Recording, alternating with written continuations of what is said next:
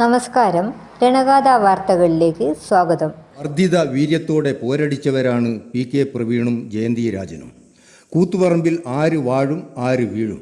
കേരള രാഷ്ട്രീയത്തിലെ ഒന്നാം നിരക്കാരുടെ പിൻഗാമി പി കെ പ്രവീണാകുമോ? പിണറായി വിജയനും എം വി രാഘവനും പി വി കുഞ്ഞിക്കണ്ണനും ജയിച്ച മണ്ഡലത്തിൽ ഇടതുമുന്നണിയുടെ RJD സ്ഥാനാർത്ഥി പി കെ പ്രവീൺ വെന്നിക്കൊടി പാറിക്കുമെന്നാണ് പൊതുവിലുള്ള നിരീക്ഷണമെങ്കിലും UDF സ്ഥാനാർത്ഥി ജയന്തി രാജൻ അട്ടിമറി വിജയം നേടുമെന്ന് കരുതുന്നവരും ഉണ്ട്. എന്നാൽ പ്രവീണിൻ്റെ ജയം സുനിശ്ചിതമാണെന്നും ഭൂരിപക്ഷത്തിലെ കണക്കുകൂട്ടൽ പിഴക്കാനിടയുള്ളൂ എന്നുമാണ് ഇടതു കേന്ദ്രങ്ങൾ പറയുന്നത്. മുൻധാരണകൾ പിഴക്കുമെന്നും ജയന്തി രാജൻ അട്ടിമറി വിജയം നേടുമെന്നും UDF കേന്ദ്രങ്ങൾ ഉറപ്പിച്ചു പറയുന്നു. മുസ്ലിം ലീഗിലെ പടല പിണക്കങ്ങൾ കാരണമാണ് 21-ൽ മണ്ഡലം കൈവിട്ടുപോയതെന്നും എന്നാൽ ഇത്തവണ മണ്ഡലം ലീഗിൽ സമ്പൂർണ്ണ ഐക്യമായിരുന്നുവെന്നും ലീഗ് കേന്ദ്രങ്ങൾ വിലയിരുത്തുന്നു. അവകാശവാദങ്ങൾ എന്തൊക്കെയായാലും കൂത്തുപറമ്പിൽ പോര് കനത്തതായിരുന്നു എന്നതിൽ രണ്ടഭിപ്രായത്തിന് സാധ്യതയില്ല.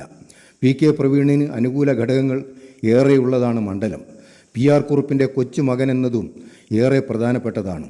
വടകര, കൽപ്പറ്റ മണ്ഡലങ്ങളിൽ RJD സ്ഥാനാർത്ഥികൾ ജയിക്കാനിടയില്ല. പ്രവീൺ ജയിക്കുകയും ഇടതുമുന്നണിക്ക് തുടർഭരണം ലഭിക്കുകയും ചെയ്താൽ പ്രവീൺ മന്ത്രിയാകും.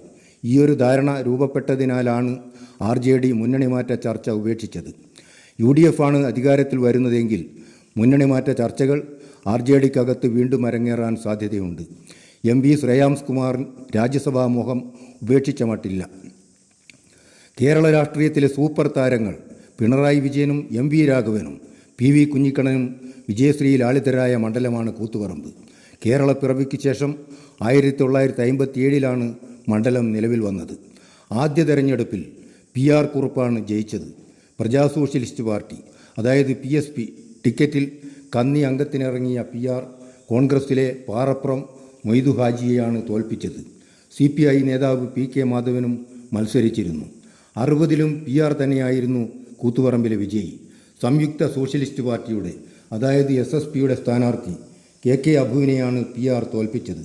സംസ്ഥാനത്തെ ഏറ്റവും ഉയർന്ന ഭൂരിപക്ഷത്തിലായിരുന്നു PRൻ്റെ ജയം. 65-ലും 67-ലും SSPയിലെ KK അബുവാണ് കൂത്തുപറമ്പിൽ ജയിച്ചത്. 70-77 വർഷങ്ങളിൽ പിണറായി വിജയൻ, 80-ൽ MV രാഘവൻ, 82-ൽ PV കുഞ്ഞിക്കണ്ണൻ, 87-ൽ KP മമ്മു മാസ്റ്റർ, 91-ൽ പിണറായി വിജയൻ, 96-ൽ KK ശൈലജ, 2001-ലും 2006-ലും P ജയരാജൻ എന്നിവരാണ് കൂത്തുപറമ്പിൽ ജയിച്ചത്. 2011-ൽ KP മോഹനനും 2016-ൽ KK ശൈലജയും ജയിച്ചു. 2021-ൽ KP മോഹനൻ ജയം ആവർത്തിച്ചു. 2026-ൽ മോഹനൻ സ്വയമേവ പിന്മാറി PK പ്രവീൺ സ്ഥാനാർത്ഥിയായി.